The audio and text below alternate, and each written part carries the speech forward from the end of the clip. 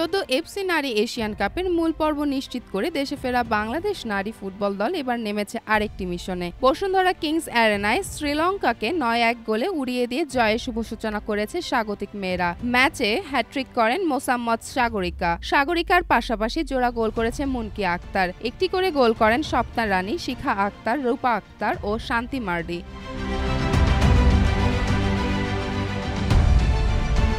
খেলার দ্বিতীয় মিনিটে ফ্রি কিক করে গোল করে বাংলাদেশকে এগিয়ে দেন স্বপ্না রানী। এরপর পঞ্চম মিনিটের ব্যবধানে দ্বিগুণ করেন মুনকি আক্তার। প্রথমার্ধে আরও একাধিক আক্রমণ জানালেও গোলের দেখা মেলেনি। তবে ৩৭তম মিনিটে সাগরিকার গোলে ৩-০ গোলে এগিয়ে যায় বাংলাদেশ। ওয়ালটন এখন দেশের সীমানা পেরিয়ে পৌঁছে গিয়েছে ৫০টিরও বেশি দেশে।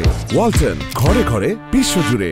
যদিও প্রথমার্ধে অফসাইডের কারণে বাতিল হয় আরও ২টি গোল। বিরতির পর বাংলাদেশের মেয়েরা আক্রমণের ধার আরও বাড়িয়ে তোলে। ৪৮ মিনিটে মুনকির দ্বিতীয় গোলের পর ৫০ মিনিটে শিখার গোল হয় ৫-০। এরপর ৫৩ ও ৫৮ মিনিটে দুটি দারুণ গোল করে হ্যাট্রিক পূর্ণ করে সাগরিকা।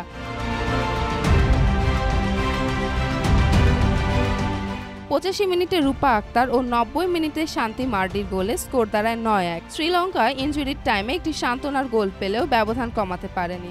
বাংলাদেশের সামনে এখন গ্রুপ পর্বের বাকি ৫টি ম্যাচ। ১৩ জুলাই তারা মুখোমুখি হবে নেপালের, এরপর ১৫ ও ১৭ জুলাই খেলবে ভুটানের বিপক্ষে। ১৯ জুলাই দ্বিতীয়বার লঙ্কানদের মুখোমুখি হওয়ার পর ২১ জুলাই আবারও নেপালের বিপক্ষে মাঠে নামবে মেয়েরা। চেমন ফারিয়া, জনগণ।